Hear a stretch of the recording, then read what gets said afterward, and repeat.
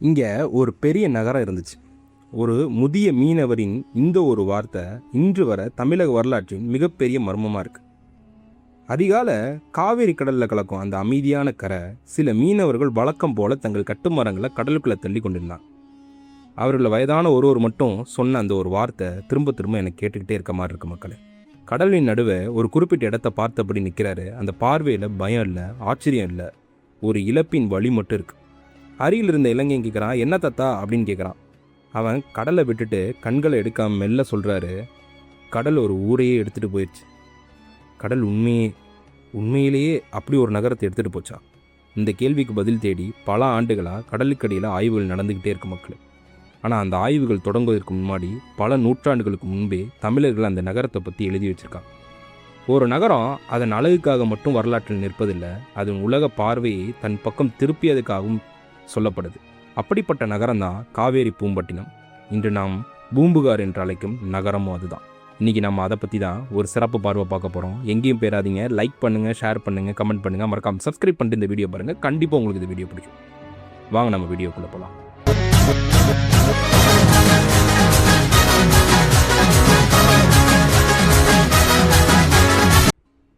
இப்போது நாம் காலத்தை சுமார் 2000 ஆண்டுகள் பின்னோக்கி திருப்பி செல்வோம். மெல்ல இந்த அமைதியான கடற்கரை மாற ஆரம்பிக்குது. வெறிச்சோடிய மணற்பரப்பு, மெல்ல மனிதர்கள் நிரம்புகிறாங்க. தூரத்தில் பெரிய பறக்கப்பல்கள் கரையை நோக்கி வருது. குதிரைகள் இறங்கப்படுது, முத்து மூட்டைகள் சுமக்கப்படுகின்றன. வியாபாரிகள் குரல்கள், அப்புறம் சந்தைகளின் சலசலப்பு, இசை, சிரிப்பு. ஒரு கணத்தில் அமைதியான கடற்கரை உலகின் மிக பரபரப்பான துறைமுகமாக மாறிடும். இது ஒரு சாதாரண நகரம் இல்லை மக்களே, இது தமிழர்களின் உலக வாசல்னே சொல்லப்படுறாங்க. உலகத்தின் பல பகுதிகளில் இருந்து வந்த மக்கள் முதல்ல காலடி வச்ச இடம் இதுதான். ரோம பேரரசு, அரேபியா, எகிப்து, இலங்கை, தென்கிழக்கு ஆசியா, இப்படி பல நாடுகள்லேருந்து கப்பல்கள் மாதக்கணக்கில் கடல் கடந்து இந்த துறைமுகத்தை அடைஞ்சிது. சரி, இவ்வளோ மாதக்கணக்கில் பயணம் பண்ணி இந்த துறைமுகத்துக்கு வராதற்கான காரணம் என்ன அப்படின்னு நீங்கள் கேட்டிங்கன்னா, உலகம் தேடிய செல்வங்கள் அனைச்சும் ஒரே இடத்துல இருந்தால் அப்போ இதுதானே வேர்ல்டு ட்ரேடிங் பாயிண்ட்டாக இருந்திருக்கும். ஆமாங்க, தமிழகத்தில் ஒரு வேர்ல்டு ட்ரேடிங் பாயிண்ட் இருந்தது அப்படின்னா அது பூம்புகார் தான். அப்போது உலக சந்தையில் ஒரு பொருளுக்கு தங்கத்திற்கு இணையான மதிப்பு இருந்தது. அதுதான் கருப்பு மிளகு.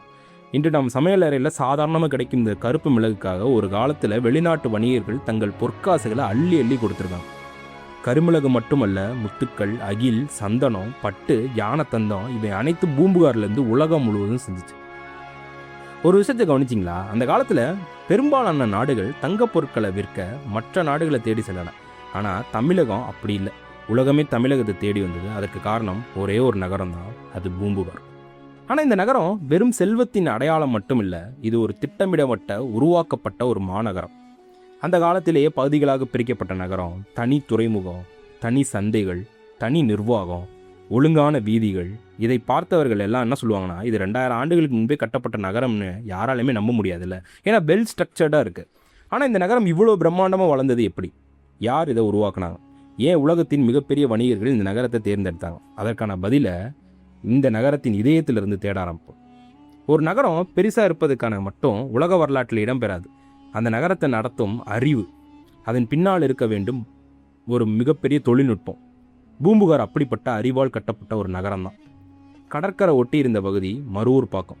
இங்கே தான் கடலோடு வாழ்ந்த மக்கள், மாலுமிகள், மீனவர்கள், வெளிநாட்டு வணிகர்கள், கப்பல் கட்டும் கலைஞர்கள் என்று எப்போதும் பரபரப்பாக இருந்தது. காலை சூரியன் உதிப்பதற்கு முன்பே துறைமுகம் வேலை செய்ய தொடங்கிடும் மக்கள். ஒரு கப்பல் வெளியேறும், மற்றொரு கப்பல் உள்ளே வரும். கடல் ஒரு நொடி கூட அமைதியாகவே இருக்காதுன்னா பார்த்துக்கோங்களேன். ஆனால் நகரத்தின் மறுபக்கம் முற்றிலும் வேறு உலகம். அதுதான் பட்டினப்பாக்கம். அரசு அதிகாரிகள், பெரும் வணிகர்கள், புலவர்கள், கலைஞர்கள், அரசரின் பிரதிநிதிகள், இவர்கள் வாழ்ந்த பகுதி தான் அந்த பகுதி. அகன்ற வீதிகளாக இருக்கும், ஒழுங்காக அமைக்கப்பட்ட கட்டிடங்கள், சந்தைகள், நிர்வாக மையங்கள். ஒரு நகரம் எப்படி திட்டமிட்டு உருவாக்கப்பட வேண்டும் என்பதற்கு பூம்புகாரே ஒரு மிகப்பெரிய சான்றாக இருந்திருக்கு மக்கள். இன்று நாம் கஸ்டம்ஸ் செக்குன்னு சொல்கிறோம்ல, இந்த வெளிநாட்டிலேருந்து ஏதாவது ஒரு பொருள் வந்து அதை செக் பண்ணி உள்ளே அனுப்புகிறாங்களே. ஆனால் 2000 ஆண்டுகளுக்கு முன்பே பூம்புகாரில் அதுக்கான நடைமுறை இருந்திருக்கு. வெளிநாட்டிலேருந்து வந்த ஒவ்வொரு பொருளும் பதிவு செய்யப்பட்டுச்சு, வரி வசூலிக்கப்பட்டுச்சு. அதற்கு பிறகு தான் சந்தைக்குள்ளே அனுமதிக்கப்பட்டுச்சு. இதுதான் தமிழர்களின் வணிக ஒழுங்கு அமைப்புக்கு இது ரொம்ப முக்கியமான இடம் இல்லை. இந்த நகரத்தின் பெருமையை தமிழர்கள் மட்டும் சொல்லலை, வெளிநாட்டவர்களும் பதிவு செஞ்சு வச்சுருக்காங்க. ரோமானியர்கள் குறிப்புகள், கிரேக்க மாலுமிகளின் பயண பதிவுகள், பின்னர் கிடைத்த ரோமானிய நாணயங்கள், இவை அனைத்தும் ஒரே உண்மையை தான் சொல்லுது. பூம்புகார் உலக வர்த்தக வரைபடத்தின் முக்கியமான இடத்துல இருக்குது. ஆனால் ஒரு நகரத்தின் செல்வத்தை அதன் துறைமுகம் மட்டும் தீர்மானிக்காது இல்லையா? அந்த நகரத்தில் வாழ்ந்த மக்களுடைய வாழ்க்கை முறை, நாகரிகம், அவங்களுடைய பண்பாடு, அதன் உண்மையான அடையாளமே அதிலிருந்து தான் கிடைக்கும்.